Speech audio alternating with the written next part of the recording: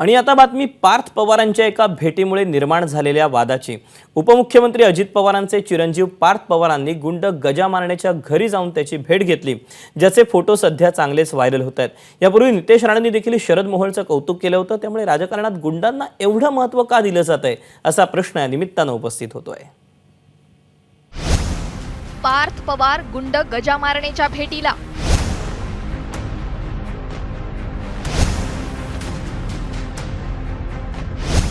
राजकारणात गुंडांना महत्त्व वाढतंय का?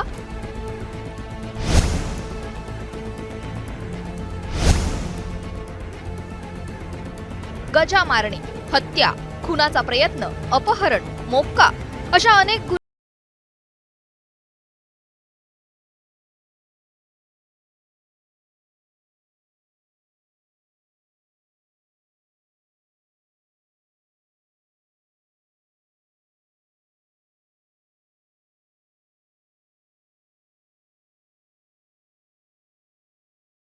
मागचं कारण म्हणजे ही भेट। राज्याचे उपमुख्यमंत्री अजित पवारांचे पुत्र पार्थ पवारांनी गजा मारण्याच्या घरी सदिच्छा भेट दिली। या भेटीचं निमित्त होतं ते विधानसभा मतदारसंघातील दौरा। निवडणुका जवळ आल्याने अजित पवारांचे पुत्र पार्थ पवार पुणे विधानसभा मतदारसंघाचा आढावा घेतायत। आज त्यांनी कोथरूड विधानसभा मतदारसंघाचा आढावा घेतला, त्यावेळी त्यांनी मारणे यांच्या घरी भेट दिली। त्यावेळी गजा मारणे आणि पत्नी जयश्री मारणेंनी पुष्पगुच्छ देऊन पार्थ पवारांचं स्वागतही केलं आणि हाच स्वागत समारंभ आता राजकारणाच्या केंद्रस्थानी आलाय। मावळ लोकसभा मतदारसंघातील भावी उमेदवार पार्थ पवार यांनी त्यांच्या पुणे शहरातील पदाधिकाऱ्यांच्या समवेत गुंड गजा मारणे या नामचीन गुंडाच्या घरी जाऊन भेट दिली। तिथे चहापाणी करत त्या गुंडाची प्रतिष्ठा वाढवली। राजकारणामध्ये मनी मसल पॉवर हे भारतीय जनता पार्टीचं सूत्र आहे, त्याच पद्धतीने अजितदादांचं पण सूत्र आहे की काय असा त्यांना मला सवाल आहे। आता पार्थ पवार थेट गजा मारण्याच्या घरी जाण्यामागचं कारण काय तर ते सुद्धा पहा। गजा मारण्याची पत्नी जयश्री मारणेंनी 1.5 वर्षांपूर्वी राष्ट्रवादीत प्रवेश केला। त्याआधी जयश्री मारणे या मनसेकडून नगरसेविका राहिलेल्या आहेत। सध्या राष्ट्रवादीकडून कोथरूड विधानसभेचा आढावा घेतला जातोय। त्यानिमित्ताने पार्थ पवार जयश्री मारणेंच्या घरी सदिच्छा भेटीसाठी गेले। पती गुंड आणि पत्नी राजकारणात हे चित्र काही पहिल्यांदाच पाहायला मिळते असं नाही। याच कोथरूडमध्ये एकेकाळी दहशत पसरवणाऱ्या शरद मोहोळची पत्नीही राजकारणात सक्रिय आहे।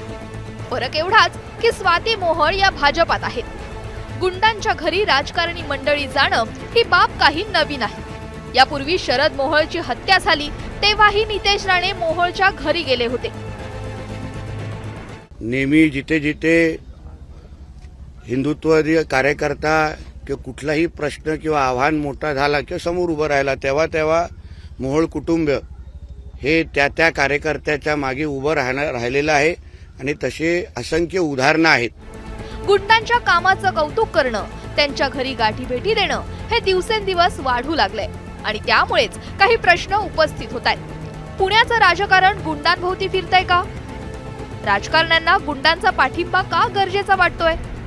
गुंडांच्या आड मतांचा आकडा वाढवण्याचा हा प्रयत्न म्हणायचा का? जर राजकीय मंडळीच गुंडांच्या कामाचं कौतुक करत असतील तर हे गुन्हेगारीला खतपाणी घालण्यासारखं नाही का? राजकारणात गुंडांना महत्त्व वाढतंय का? हे गंभीर प्रश्न या निमित्ताने उपस्थित होत आहेत। महाराष्ट्राच्या राजकारणाला एक सुसंस्कृत परंपरा आहे, त्यामुळे ज्यांची पार्श्वभूमी रक्तरंजित आहे अशा गुंडापुंडांना जवळ करून राजकारणावर डाग लावावा का याचा विचार आता करण्याची वेळ येऊन ठेपली आहे। मंदार गोंजारीसह ब्युरो रिपोर्ट, एबीपी माझा, पुणे। एबीपी माझा, उघडा डोळे बघा नीट।